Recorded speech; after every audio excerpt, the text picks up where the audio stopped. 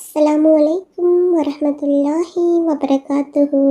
மனிதனாக பிறந்திருக்கக்கூடிய எங்களினுடைய வாழ்வில் கஷ்டம், கவலை என்ற பகுதிகள் கலந்துதான் இருக்கும். இவ்வாறான சந்தர்ப்பங்களில் நாம் அவற்றை எவ்வாறு கடந்து செல்ல வேண்டும், இவ்வாறான நேரங்களில் நாம் எவ்வாறு எங்களினுடைய தொடர்பை அல்லாஹ்வுடன் நெருக்கமாக்கிக் கொள்ள வேண்டும் என்பதனை பற்றி மௌலவி அப்துல் பாசித் புகாரி அவர்களினுடைய இந்த பயானின் மூலம் நாம் தெளிவாக புரிந்து கொள்ள முடியும். கண்ணியத்துக்குரியவர்களே, இன்று உலகம் முழுக்க கவலையாலும் பிரச்சனையாலும் சோதனைகளாலும் மன விரக்திகளாலும் வாழ்க்கையின் விரக்திகளாலும் மரணத்தை எண்ணி வாழக்கூடிய வாழ்வைத்தான் பலர் வாழக்கூடிய சூழ்நிலையை நாம் பார்க்கிறோம். குறிப்பாக வாலிப சமூகத்துடைய ஆண்களும் பெண்களும் பெரும்பான்மையாக இந்த நிலையில் இருக்கக்கூடிய காட்சியைத்தான் நம்மால் பார்க்க முடிகிறது. அல்லாஹுடைய தூதர் ஸல்லல்லாஹு அலைஹி வஸல்லம் இந்த காலம் மறுமை நெருங்கும் போது வரும் என்று சொன்னார்கள். மனிதர்களுடைய இறுதி காலம் நெருங்கும் போது மன்னரைகளை பார்த்து மனிதர்கள் சொல்லுவார்கள், நீங்கள் இருக்கக்கூடிய இடத்தில் நாங்கள் இருக்க வேண்டுமே என்று. மரணித்தவனை பார்த்து உயிர் உள்ளவன் மரணிக்க வேண்டும் என்று ஆசைப்படுவான் என்று அல்லாஹுடைய தூதர் ஸல்லல்லாஹு அலைஹி வஸல்லம் அவர்கள் சொன்னார்கள். இப்படி மரணத்தை எண்ணி கவலையாலும் பிரச்சனைகளாலும் சோதனைகளாலும் நெருக்கடிகளாலும் வாழக்கூடிய வாழ்வை இறுதி சமூகம் சந்திக்கும் என்று அல்லாஹுடைய தூதர் ஸல்லல்லாஹு அலைஹி வஸல்லம் அவர்கள் சொன்னார்கள். இன்று இதற்காக மருத்துவமனைகள் உருவாகிவிட்டது, இதற்காக மருத்துவர்கள் உருவாகிவிட்டார்கள். இதுவே மிகப்பெரிய ஒரு அம்சமாக சமூகத்தில் மாறிக்கொண்டிருக்கிறது.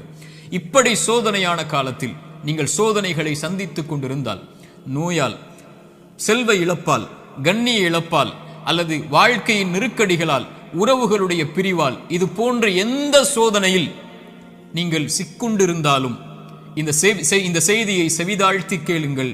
இந்த சோதனைகளில் நீங்கள் தனியாக இல்லை, உங்களுடைய இறைவன் உங்களோடு தான் இருக்கிறான். மீண்டும் சொல்கிறேன், இந்த சோதனைகள் எதுவாயினும் கவலை கொள்ளாதீர்கள், நீங்கள் தனியாக இல்லை, இறைவன் உங்களோடு தான் இருக்கிறான். அந்த செய்தி தான் நான் இப்போது உங்களுக்கு சொல்லக்கூடிய செய்தி.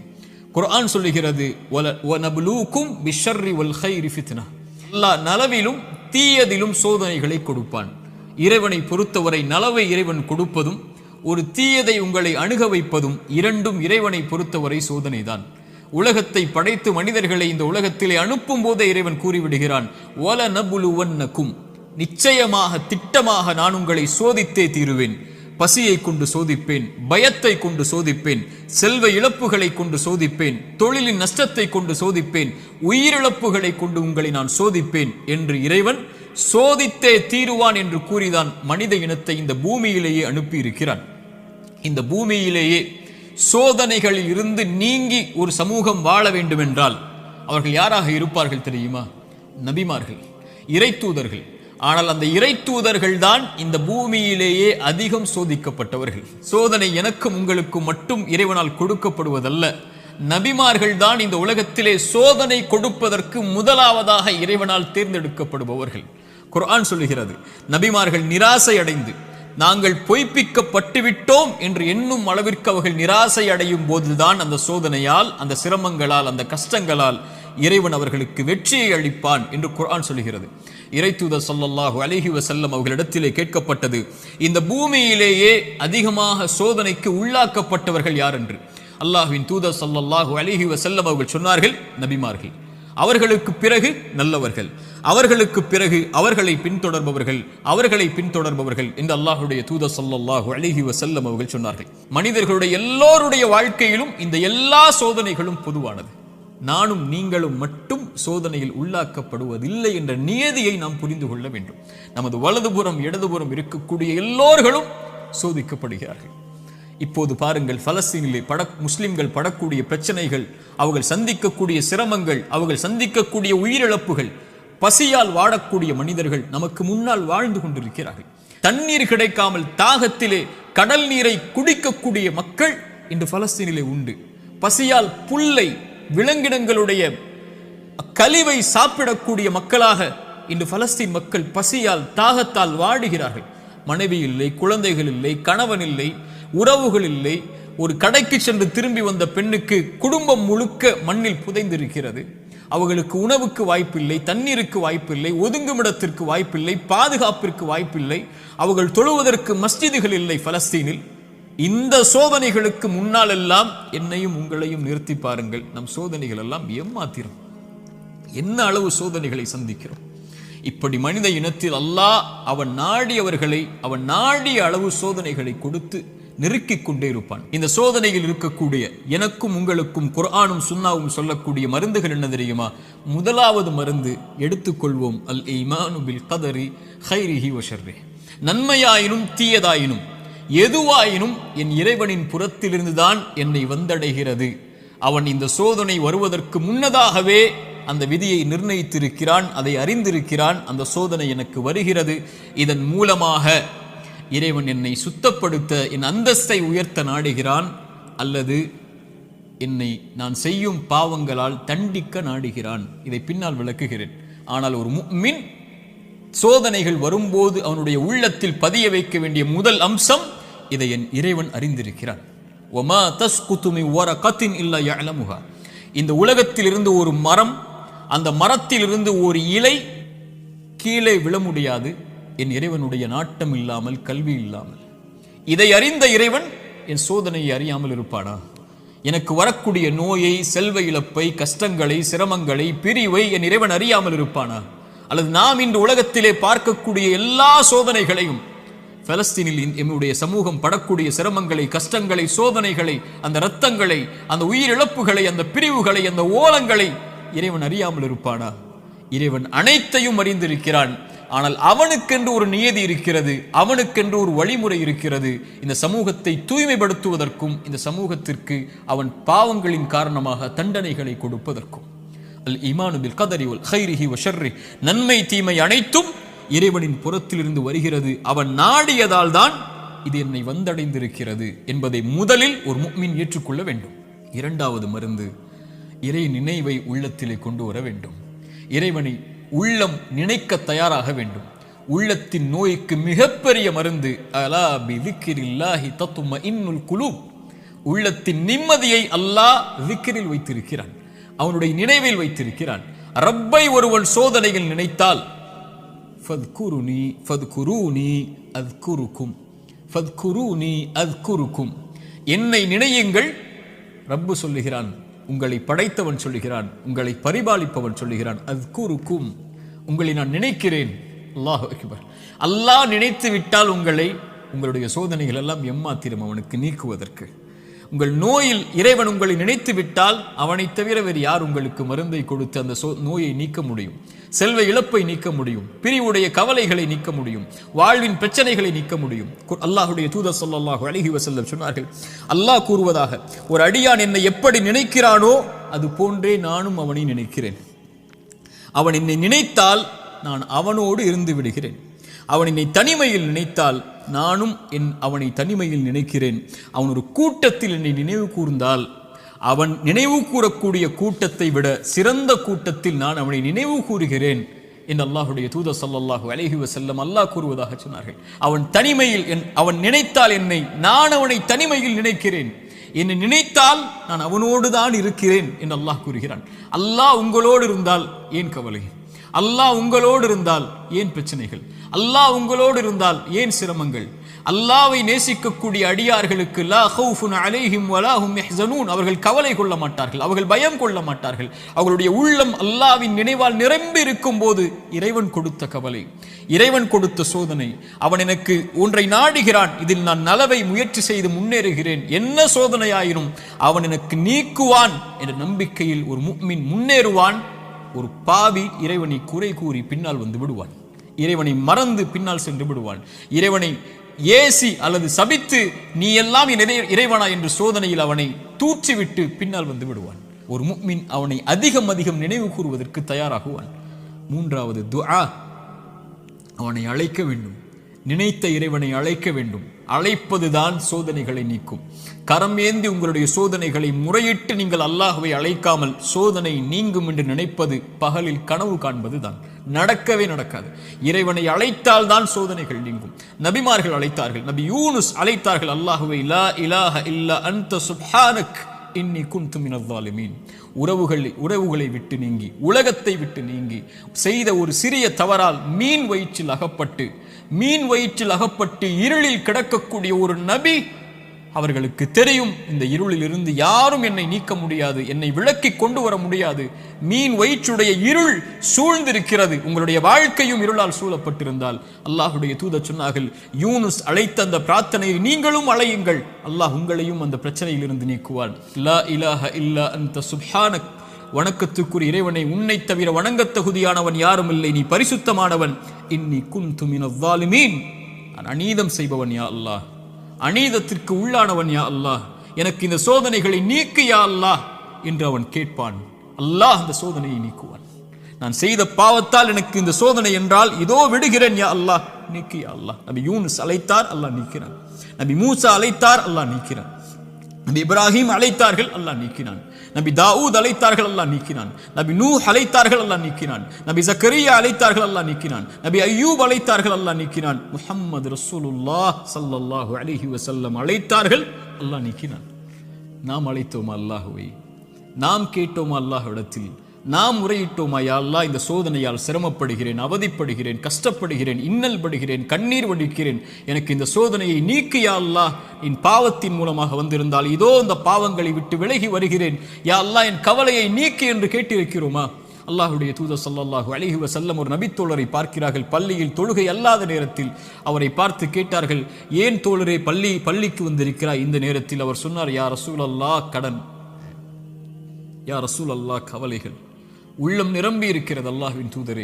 அல்லாஹ்வுடைய தூதர் ஸல்லல்லாஹு அலைஹி வஸல்லம் சொன்னார்கள், நான் உனக்கு ஒரு துஆவை சொல்லித் தருகிறேன், அதை நீ ஓதினால் அல்லாஹ் ரப்புல் ஆலமீன் உனக்கு இந்த சோதனைகளில் இருந்து வெளியேறக்கூடிய வாய்ப்பை அல்லாஹ் ரப்புல் ஆலமீன் உனக்கு தருவான். என்ன அல்லாஹ்வின் தூதரே அந்த பிரார்த்தனை?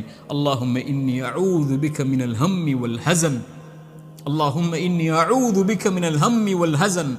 யா அல்லாஹ், என்னுடைய துக்கம், என்னுடைய எதிர்காலம் என்ன ஆகப் போகிறது, நான் எதை நோக்கி செல்லப் போகிறேன், என்னுடைய வருமானம் என்ன ஆகப் போகிறது, இவ்வளவு கஷ்ட இழப்புகளை சந்தித்து விட்டேனே, இனிமேல் என்ன ஆகப் போகிறது என்ற கவலையில் இருந்தால் யா அல்லாஹ் அந்த துக்கத்தை நீக்கு யா அல்லாஹ்.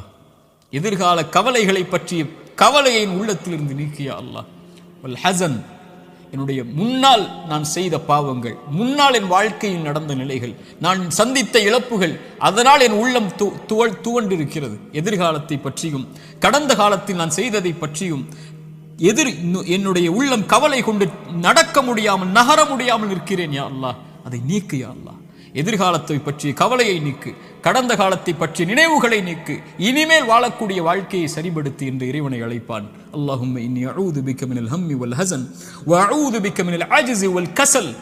யா அல்லாஹ், இயலாமை, என்னால் இனிமேல் என்ன செய்ய முடியும், என்ன இருக்கிறது என்னிடத்தில், எதை கொண்டு சொல்லுவேன் என்ற பயம், இயலாமை என்னிடத்தில் இருக்கிறது.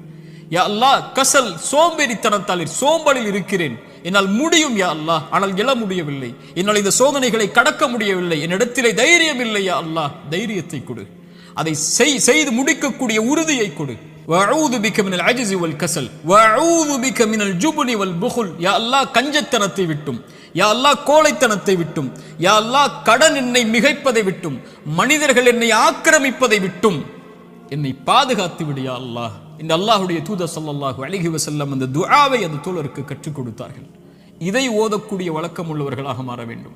இப்படி அல்லாஹ்வை அழைக்கக்கூடிய முறையிலெல்லாம் இதா சஅலக இபாதி அன்னி ஃபஇன்னி கரீபுன் உஜீபு தஅவத தாஇ இதா தஆன். அழைப்பவர்கள் அழைத்தால் அந்த அழைப்பிற்கு இவன் பதில் கொடுக்காமல் இருப்பதில்லை. அல்லாஹ்வின் தூதர் சொன்னார்கள், ஒரு மனிதன் ஒரு முஃமின் அல்லாஹ்விடத்திலே கரம் ஏந்தி அவனுடைய கரம் அல்லாஹ் கொடுக்காமல் கீழே விழுந்தால் அவன் கேட்பதை இறைவன் வெட்கப்படுகிறான் என்று அல்லாஹ்வுடைய தூதர் ஸல்லல்லாஹு அலைஹி வஸல்லம் சொன்னார்கள். அல்லாஹ்வை அழையுங்கள். கடைசியாக இந்த நேரத்தில் சுருக்கமாக சொல்கிறேன், மீண்டும் சொல்கிறேன், நோயால் சிரமப்படுகிறீர்களா, இழப்புகளால் சிரமப்படுகிறீர்களா, பிரிவால் சிரமப்படுகிறீர்களா, கடினமான காலத்தை வாழ்க்கையில் கடக்கிறீர்களா, ஒருபோதும் அல்லாஹ் உங்களை கைவிட மாட்டான். உங்களை விட இறைவன் உங்கள் மீது நேசம் கொண்டிருக்கிறான். கவலை கொள்ளாதீர்கள். நீங்கள் தனியாக ஒருபோதும் இல்லை. உலகமெல்லாம் உங்களுக்கு எதிராக இருந்தாலும் நீங்கள் தனியாக இல்லை. அவன் உங்களோடு இருக்கிறான். அவன் உங்களோடு இருந்தால் இந்த உலகத்தில் யார் உங்களோடு இல்லை என்றாலும், இந்த உலகமே உங்களை வெறுத்திருந்தாலும், உலகமே உங்களை புறக்கணித்தாலும் கவலை கொள்ளாதீர்கள். அது போதும் நமக்கு. இறைவன் உங்களோடு இருந்தால் அது போதும். உலகமெல்லாம் உங்களோடு இருந்து இறைவன் உங்களோடு இல்லை என்றால் அதைவிட நஷ்டம் இல்லை. உலகத்தில் எவரும் இல்லாமல் இறைவன் உங்களோடு இருந்தால் அதைவிட இன்பம் இல்லை. நபிமார்கள் உலகம் புறக்கணித்தது நபி நூஹை, ஆனால் நூஹோடு அல்லாஹ் இருந்தான். நபி தாவூதை உலகம் புறக்கணித்தது, அல்லாஹ் அவர்களோடு இருந்தான். நபி யூனுஸை உலகம் புறக்கணித்தது, அவர்கள் செய்த பாவத்திற்காக மன்னிப்பை கேட்டார்கள், அல்லாஹ் அதிலிருந்து அவர்களை பாதுகாத்தான். இப்ராஹீமை உலகம் புறக்கணித்தது, அல்லாஹ் அவர்களோடு இருந்தான். மூசாவை உலகம் புறக்கணித்தது, அல்லாஹ் அவர்களோடு இருந்தான். நபி அல்லாஹ்வின் தூதரையும் உலகம் புறக்கணித்தது, பெரும்பான்மை புறக்கணித்தது, அல்லாஹ் அவர்களோடு இருந்தான். லா தஹ்சன் இன்னல்லாஹ மஅனா. அல்லாஹ்வின் தூதர் அதனால்தான் சொன்னார்கள், கவலை கொள்ளாதீர், அல்லாஹ் நம்மோடு இருக்கிறான். அல்லாஹ்வின் தூதர் ஸல்லல்லாஹு அலைஹி வஸல்லம் ஒரு தாயை குறித்து சொன்னார்கள். போர்க்களத்தில் காணாமல் போய் கிடைத்த ஒரு குழந்தையை ஒரு தாய் தேடி வரும்போது அல்லாஹ்வுடைய தூதர் அதை எடுத்து கொடுக்கும் போது அந்த தாய் அந்த குழந்தையை வாங்கி கட்டி அணைத்து அதற்கு உணவை கொடுக்கும் போது அல்லாஹ்வின் தூதர் நபித்தோழர்களை பார்த்து கேட்டார்கள், இந்த தாய் இந்த குழந்தையை நெருப்பில் வீசுவாளா? அந்த குழந்தை படக்கூடிய சிரமத்தை கஷ்டமாக உணர்ந்த அந்த தாய், தன் உயிர் போய் கிடைத்த வந்த மகிழ்ச்சியில் இந்த வாழக்கூடிய இந்த தாய் இந்த குழந்தையை நெருப்பில் வீசுவாளா? தன்னோடு வந்துவிட்ட அந்த குழந்தையை எப்படி நெருப்பில் வீசுவாள்? அல்லாஹ் இந்த குழந்தைக்கு இந்த தாய் காட்டக்கூடிய அன்பை விட அல்லாஹ் அவனுடைய அடியார்கள் மீது இரக்கம் உள்ளவன். அல்லாஹ் அக்பர். ஒரு அறிஞர் அழகாக சொல்லுவார், யா அல்லாஹ், அல்லாஹ்வை அழைத்து சொல்லுவார், யா அல்லாஹ், என் தாயை விட என் மீது இரக்கம் காட்டக்கூடியவன் நீ. என் தாய் நான் சிரமப்படுவதை, என் தாய் நான் நோயில் வாடுவதை, என் தாய் நான் கடனில் இருப்பதை, கடனால் கஷ்டப்படுவதை, என் தாய் என் செல்வ இழப்புகளில் கஷ்டப்படுவதை, என் தாய் என்னுடைய இழப்புகளில், பிரிவில், நோயில், சிரமங்களில், சோதனையில் கஷ்டப்படுவதை விரும்ப மாட்டாள். என் தாயை விட என் மீது இரக்கம் உள்ள நீயும் விரும்ப மாட்டாயா அல்லாஹ், அதை எனக்கு இரக்கம் காட்டு, இந்த சோதனையை நீக்கென்று அல்லாஹ்வை அழைப்பார்கள் அறிஞர்கள் இந்த ஹதீஸை கொண்டு. அல்லாஹ் உங்களை ஒருபோதும் கைவிட மாட்டான், அல்லாஹ் உங்களை ஒருபோதும் பிரிந்து விட மாட்டான். அல்லாஹ்வின் பக்கம் வந்து விட்டால் அல்லாஹ் உங்களை ஒருபோதும் வேதனை அடைவதை, உங்கள் கண்கள் கண்ணீர் வடிப்பதை, உங்கள் உள்ளம் நெருக்கமாகுவதை, உங்கள் உள்ளம் உடைக்கப்படுவதை இறைவன் ஒருபோதும் பார்த்து கொண்டிருக்க மாட்டான். ஆனால் கடைசியாக சோதனைகள் இறைவனின் புறத்திலிருந்து வருகிறது, ஆம். ஆனால் ஒருவருக்கு சோதனை நன்மையாக வரும், ஒருவருக்கு சோதனை தண்டனையாக வரும். நபிமார்களுக்கு சோதனை வந்தது என்று சொன்னேன். எல்லா நபிமார்களுக்கும் சோதனை வந்தது. அந்த சோதனைகள் அவர்களை தூய்மைப்படுத்துவதற்காக, அவர்களை சுத்தப்படுத்துவதற்காக, அவர்களுடைய அந்தஸ்தை அல்லாஹ்விடத்திலே உயர்த்துவதற்காக, ஈமானில் அவர்களை உறுதிப்படுத்துவதற்காக, எல்லாவற்றையும் கொண்டும், உலகத்தை கொண்டும், மார்க்கத்தை கொண்டும், தீனை கொண்டும் அல்லாஹ் சோதித்துக் கொண்டே இருந்தால் அவனின் பக்கம் அவர்களை நெருக்கமாக்கி, அவனின் பக்கம் அவர்களை நெருக்கமாக்கி கொண்டு வருவதற்காக. அது நிஅமா, அது அருள். அந்த சோதனை அருள். அல்லாஹ்வுடைய தூதர் ஸல்லல்லாஹு அலைஹி வஸல்லம் அவர்கள் சொன்னார்கள், உலகத்தில் அதிகமாக சோதிக்கப்பட்டவர்கள் யார் என்று கேட்கும்போது நபிமார்கள், அவர்களுக்கு பின்னால் வந்தவர்கள், அவர்களுக்கு பின்னால் வந்தவர்கள் என்று சொல்லிவிட்டு சொன்னார்கள், அல்லாஹ் ஒரு மனிதனுடைய மார்க்கத்திற்கு ஏற்ப அவனை சோதிப்பான். யா அல்லாஹ், அவனுடைய மார்க்கம் நிலையாக உறுதியாக இருந்தால் அந்த உறுதியோடு, அந்த நிலையோடு சோதனையும் உறுதியாகும். யா அல்லாஹ். மேலும் சொன்னார்கள், அவனுடைய மார்க்கம் எளிதாக இருந்தால் சோதனையும் அவனுக்கு எளிதாகும். ஆனால் இறைவன் நாடக்கூடிய அடியார்களை இறைவன் சோதனைகளை கொண்டு, சிரமங்களை கொண்டு நெருக்கமாக்கி கொண்டே இருப்பான், இந்த பூமியில் அவன் பாவம் இல்லாதவனாக நடக்கும் வரை. யா அல்லாஹ், இந்த ஹதீஸை எப்படி விவரிப்பது இந்த சிறிய நேரத்தில்? இன்ஷா அல்லாஹ் வாய்ப்புகள் வரும்போது இந்த ஹதீஸை விவரிக்கிறேன். அல்லாஹ் சோதனைகளை கொண்டு ஒரு மனிதனை பக்குவப்படுத்துவான், நிலைப்படுத்துவான், முன்னேற்றுவான். அவனுக்கு அடுத்த கட்டத்தை நோக்கி அவனுடைய வாழ்வை நகர்த்துவான். அவன் அதன் மீது நம்பிக்கை கொண்டிருப்பான். நலவு வந்தால் அல்ஹம்துலில்லாஹ், சோதனை வந்தாலும் அல்ஹம்துலில்லாஹ், அல்லாஹ்வை புகழ்வான், அல்லாஹ்விடத்திலே உதவி தேடுவான். இவன் முஃமின். ஆனால் பாவி, இறைவன் சோதனையை கொடுத்தால் அல்லாஹ்வை விட்டு விலகுவான், சோதனையை கொடுத்தால் பாவங்களை நோக்கி செல்லுவான், சோதனையை கொடுத்தால் இறைவனை மறந்து விடுவான். அது நலவின் சோதனையாக இருந்தாலும் பாவத்தின் சோதனையாக இருந்தாலும். இந்த குர்ஆனின் எச்சரிக்கை மிக்க இந்த வசனத்தை கேளுங்கள். ஃபலம்மா நஸூ மா துக்கிரு பிஹி, எம் நினைவை விட்டு நீங்கள் மறந்து வாழும் போது, ஃபதஹ்னா அலைஹிம் அபுவாப குல்லி ஷை, வானத்தின் கதவுகள் எல்லாம் திறக்கப்படும், என்ன வேண்டுமோ கிடைக்கும். ஹத்தா இதா ஃபரிஹு மா ஊது, அல்லாஹ் கொடுத்ததை கொண்டு அவர்கள் நிம்மதியோடு வாழ்ந்து கொண்டிருக்கும் போது, அது சோதனை என்று அறியாத அந்த பாவிகளுக்கு அஹத்னாஹும் பக்ததன், திடீரென்று அல்லாஹ் பிடித்து அவர்களை நஷ்டவாளிகளாக மாற்றிவிடுவான். அல்லாஹ்வின் தூதர் ஸல்லல்லாஹு அலைஹி வஸல்லம் சொன்னார்கள், அடியானுக்கு அல்லாஹ் ஒரு சோதனையை இந்த உலகத்திலே விரைவுபடுத்துகிறான் என்றால் அவனுக்கு அல்லாஹ் ரப்புல் ஆலமீன் நலவை நாடுகிறான். அல்லாஹ் அவனுக்கு சோதனையை தாமதப்படுத்துகிறான் என்றால் பாவங்களின் காரணமாக நாளை மறுமையில் அவனுக்கு அல்லாஹ் ரப்புல் ஆலமீன் அதை கொடுப்பதற்கு அல்லாஹ் காத்திருக்கிறான் தீயதாக. நல்லவருக்கு சோதனையை உலகத்திலேயே கொடுத்து அல்லாஹ் அவனை நெருக்கமாக்கி விடுவான். பாவியை விடுவான் அல்லது பிடிப்பான். பிடித்தாலும் விட்டாலும் அவன் அழிவது நிச்சயம். அல்லாஹ் ரப்புல் ஆலமீன் அப்படிப்பட்ட பாவங்களை விட்டு அல்லாஹ் எம்மை பாதுகாப்பானாக. நல்லவர்களுக்கு சோதனை அருள் அவர்கள் அனுபவிக்கக்கூடிய ஒவ்வொரு கண்ணீர் துளிக்கும், ஒவ்வொரு சிரமத்திற்கும், ஒவ்வொரு கவலைக்கும், ஒவ்வொரு துக்கத்திற்கும், ஒவ்வொரு அழைப்பிற்கும், அவர் காலில் ஒரு முள் தைத்தால் கூட அவர் படக்கூடிய இன்னலுக்கும் அல்லாஹ் பாவங்களை அழித்து கொண்டே இருப்பான். ரசூலுல்லாஹ் சொன்னார்கள் ஸல்லல்லாஹு அலைஹி வஸல்லம். ஆனால் பாவி படக்கூடிய ஒவ்வொரு சோதனையும் அவன் மீண்டு அல்லாஹ்விடத்திலே செய்த பாவங்கள் எதுவாயினும், அவன் கடந்த காலம் எதுவாயினும், எவ்வளவு கொடிய பாவங்களை வைத்திருந்தாலும் அவன் பாவத்திலிருந்து விலகாமல் சோதிக்கப்படும் போது நன்மையை நோக்கி செல்லாமல் இருந்தால் அவனுக்கு இந்த உலக வாழ்வும் மறுமையும் அழிவுதான். சோதிக்கப்பட்டால் உள்ளத்திடம் கேளுங்கள், நன்மையில் இருக்கிறாயா, பாவத்தில் இருக்கிறாயா?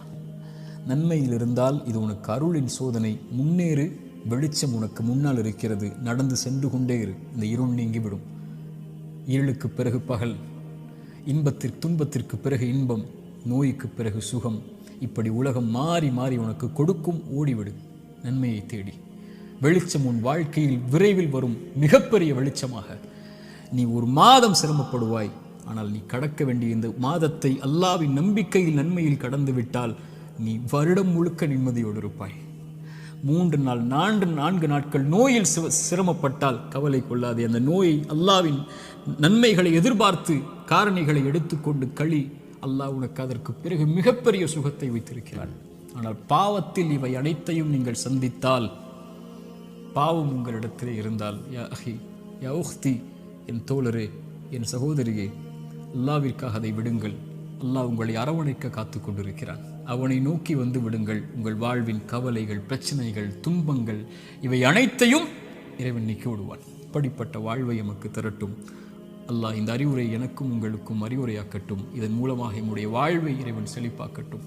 உலக சமூகத்திலே முஸ்லிம் சமூகம் படுகின்ற இன்னல்கள், கஷ்டங்கள், பிரச்சனைகள், சோதனைகள், குறிப்பாக பலஸ்தீனில் நம்முடைய சகோதர சகோதரிகள் படக்கூடிய எல்லா இன்பங்கள், சோதனை, எல்லா இழப்புகளுக்கும், எல்லா சோதனைகளுக்கும், எல்லா துன்பங்களுக்கும் அல்லாஹ் விரைவில் மிகப்பெரிய வெற்றியோடு அல்லாஹ் வெளிச்சத்தை தரட்டும்.